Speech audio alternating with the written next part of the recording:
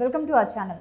Hello అండి. నమస్తే అండి. నిన్న ప్రమాణ స్వీకారం కన్నుల పండుగ అయితే జరిగింది. అందరు మంత్రులు కూడా ప్రమాణ స్వీకారం అయితే చేశారు. కానీ ఇక్కడ మెయిన్ మనం మాట్లాడుకోవాల్సింది ఏంటంటే, అంటే పేరున్న రాజకీయ నాయకులు ఓకే, అంటే రాజకీయం తెలిసిన నాయకులు ఓకే, కానీ ఏమి తెలియకుండా, అంటే రాజకీయం కూడా తెలియకుండా కొత్తగా ప్రమాణ స్వీకారం చేసిన మంత్రులు అయితే చాలామంది ఉన్నారు. మరి వాళ్ళ పరిపాలన ఎలా ఉండబోతుంది అనుకున్నారు? ఏ విధంగా నమ్మి వాళ్ళకి పదవి ఇచ్చారంటారు? ఒకటి మీరు అడుగుతూ ఉన్నారు, వాళ్ళకి రాజకీయం ఏం తెలుసు, వాళ్ళు ఏం చేస్తారు అని అంటూ ఉన్నారు. నేను ఒకటి చెప్పదలుచుకున్నానండి, ప్రజలకు మంచి చేయాలనే తపన చాలు.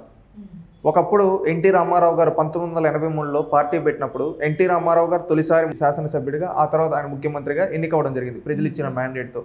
ఆ రోజు తన క్యాబినెట్లో దాదాపు 50 నుంచి 80% మందికి అందరూ కొత్తవారే. కానీ ఆయన అనేక రిఫార్మ్స్ తీసుకొని వచ్చాడు. ఆస్తిలో సమాన హక్కు కావచ్చు, పద్మావతి విశ్వవిద్యాలయం కావచ్చు, కిలో ₹2 బియ్యం కావచ్చు, పటేల్ పట్వారీ వ్యవస్థ రద్దు కావచ్చు, ఈ విధంగా అనేక రిఫార్మ్స్ తీసుకొని వచ్చారు. అదేవిధంగా భారతదేశానికి ప్రధానిగా సేవలు అందించిన రాజీవ్ గాంధీ గారు తొలిసారి అయ్యారు, కానీ ఒక టెలికాం రెవల్యూషన్ తీసుకొని వచ్చారు. ఈ విధంగా చెప్పుకుంటూ పోతే ఎంతోమంది రాజకీయ నాయకులు తొలిసారి మంత్రులుగా, ముఖ్యమంత్రులుగా, ప్రధానమంత్రులుగా ఎంతో అద్భుతమైన పాలన అందించారు. ఓకే, మీరు చెప్పింది ఒప్పుకుంటాను. అప్పట్లో అంటే అప్పుడు కొత్త కాబట్టి ఎవరు ఎలా చేస్తారో ఎవరికీ తెలియదు కాబట్టి అప్పుడు ఓకే, కొత్తగా వచ్చిన ఒక అవగాహన అనేది వస్తుంది ఉన్న కొద్ది. కానీ ఇప్పుడు ఈ టైంలో, అంటే ఇంత రచ్చ జరుగుతున్న టైంలో, ఇన్ని రాజకీయాలు జరుగుతున్న టైంలో ఇలా కొత్త మంత్రులకు అవకాశం ఇవ్వడం వెనుక ఏముంటారు? అంటే చంద్రబాబు నాయుడు గారు వాళ్ళ స్కిల్ని బట్టి ఇచ్చారండి మంత్రి పదవులు. ఈరోజు మీరు చూస్తే అక్కడ ప్రతి ఒక్కరూ అనుభవం గలవాలి. నారాయణ గారు కావచ్చు, లోకేష్ గారు కావచ్చు, పయ్యావుల కేశవ్ గారు కావచ్చు. పయ్యావుల కేశవ్ గారు పబ్లిక్ అకౌంట్స్ కమిటీ చైర్మన్గా దాదాపుగా 3 సార్లు పైన చేశాడు తెలుగుదేశం పార్టీ ప్రతిపక్షంలో ఉండేటప్పుడు. అదేవిధంగా పొంగూరు నారాయణ గారు కావచ్చు, గతంలో మంత్రిగా చేశారు. మళ్ళీ వచ్చి అదేవిధంగా మీరు తీసుకుంటే చంద్రబాబు నాయుడు గారు అనుభవం గల ఆయన ముఖ్యమంత్రి. అదేవిధంగా ఆయన క్యాబినెట్లో ప్రతి ఒక్కరు, అంటే అనగాని సత్యప్రసాద్ గారు అనేక సందర్భాల్లో ఎమ్మెల్యే గెలిచారు, గుట్టిపాటి రవి గారు అనేక సందర్భాల్లో ఎమ్మెల్యే గెలిచారు. అదేవిధంగా సత్యకుమార్ గారు బీజేపీలో సంస్థాగతంగా ఉన్న వ్యక్తి. అదేవిధంగా తను ఎంతో రాజకీయ అనుభవం ఉంది. శాసనసభ్యుడిగా అనుభవం లేకపోవచ్చు, రాజకీయ అనుభవం ఉంది. సవితమ్మ గారు గతంలో కార్పొరేషన్ చైర్మన్గా చేసినారు. అదేవిధంగా ఆమెకి రాజకీయ అనుభవం ఉంది. ఈ విధంగా తీసుకుంటే కడప నుంచి మండిపల్లి రామప్రసాద్ రెడ్డి గారు ఎన్నో ఏళ్ళగా రాజకీయాల్లో ఉన్నారు. ఎండి ఫరూక్ గారు గతంలో మంత్రిగా చేశారు. ఎన్టీ రామారావు గారి సందర్భం నుంచి రాజకీయాల్లో ఉన్నారు.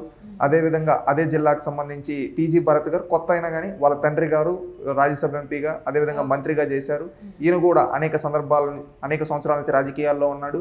ఈ విధంగా ప్రతి ఒక్కరూ మీరు తీసుకుంటే ఏ జిల్లాలో అయినా, ఇప్పుడు ఆనం రామనారాయణ రెడ్డి గారు సీనియర్ మంత్రి, గతంలో రాజశేఖర్ రెడ్డి క్యాబినెట్లో, కిరణ్ కుమార్ రెడ్డి గారి క్యాబినెట్లో, రోసయ్య గారి క్యాబినెట్లో ఎంతోమంది ముఖ్యమంత్రులను చూసిన వ్యక్తి, ఎంతో రాజకీయ అనుభవం గల వ్యక్తి.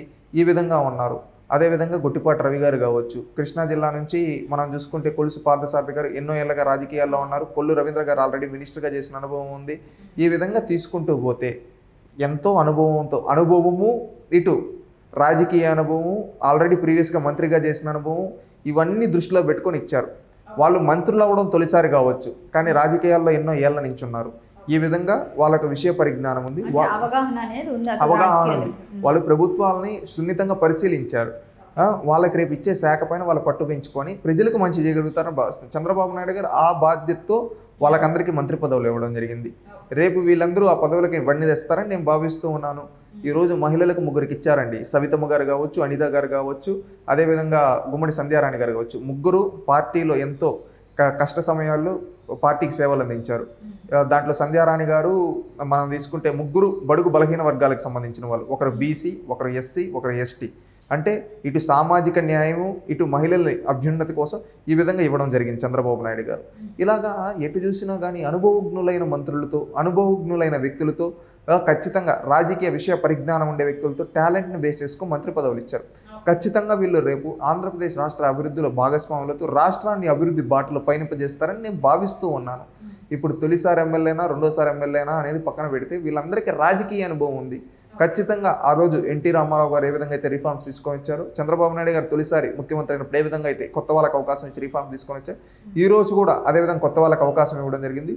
ఖచ్చితంగా రేపు ఆంధ్రప్రదేశ్ అభివృద్ధిలో వీళ్ళ పాత్రనే తప్పకుండా ఉంటుంది. మీరు ఒక 6 నెలలు, 1 సంవత్సరం తర్వాత మనం మాట్లాడుకున్నాం. తప్పకుండా ఈ మంత్రులు వీళ్ళ పర్ఫార్మెన్స్తో ఖచ్చితంగా జాతీయ స్థాయిలో అవార్డులు తెచ్చే స్థాయికి వెళ్తారు. గతంలో లోకేష్ గారికి కూడా మంత్రి పదవి ఇచ్చారండి తొలిసారి. అప్పుడు చాలామంది అన్నారు వాళ్ళ కొడుకని ఇచ్చాడు, కానీ వాళ్ళ కొడుకని కాదు ఇచ్చింది, ఆయన టాలెంట్ని బట్టి. ఆయన అత్యధిక అవార్డులు పంచాయతీరాజ్ మినిస్ట్రీకి తీసుకొని వచ్చారు, కేంద్ర అవార్డులు. అదేవిధంగా ఐటీ వ్యవస్థ పరుగులు పెట్టించాడు.